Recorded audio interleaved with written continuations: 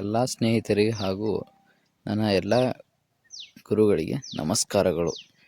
ಇಂದು ನಮ್ಮ ಈ ವಿಡಿಯೋದಲ್ಲಿ ಪೇ ಸ್ಲಿಪ್ ಅನ್ನು ಹೇಗೆ ಡೌನ್ಲೋಡ್ ಮಾಡಿಕೊಳ್ಳುವುದು ಎಂಬುದರ ಬಗ್ಗೆ ಮಾಹಿತಿಯನ್ನು ನೀಡಲಾಗುತ್ತದೆ.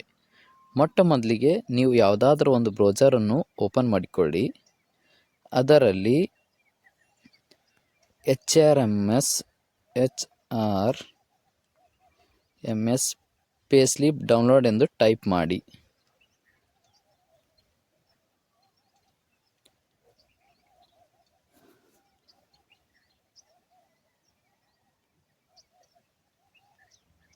ಟೈಪ್ ಮಾಡಿದಾಗ ಈ ರೀತಿಯಾಗಿ ಪೇಜ್ ತೆರೆದುಕೊಳ್ಳುತ್ತದೆ. ಲಾಗಿನ್ ಪೇಜ್ ಮೇಲೆ ಕ್ಲಿಕ್ ಮಾಡಿ. ಇಲ್ಲಿ ನೋಡಿ,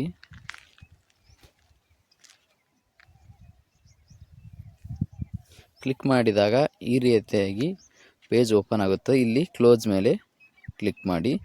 ಇಲ್ಲಿ ಎಂಟರ್ ಯೂಸರ್ ID ಅಂದರೆ ನಿಮ್ಮ KG ID ನಂಬರ್ ಹಾಕಬೇಕು. ಹಾಗೆ ಪಾಸ್ವರ್ಡ್ ನಾನು ಸೆಟ್ ಮಾಡಿದ್ದೀನಿ. ಡೈರೆಕ್ಟ್ ಒತ್ಬಿಟ್ಟ ತಕ್ಷಣ ಏನಾಗುತ್ತೆ, OTP ಬರ್ತದೆ. ನಮ್ಮ ಮೊಬೈಲ್ಗೆ OTP ಬಂದುಬಿಡ್ತದೆ. ಇಲ್ಲಿ OTP ಎಂಟ್ರ್ ಮಾಡಬೇಕು. ಇಲ್ಲಿ ನೋಡಿ, 85260. ಇಲ್ಲಿ ನೋಡಿ, 8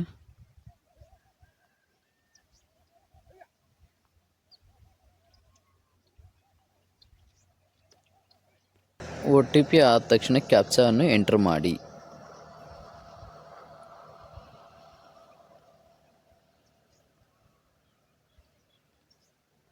ಲಾಗಿನ್ ಮೇಲೆ ಕ್ಲಿಕ್ ಮಾಡಬೇಕು.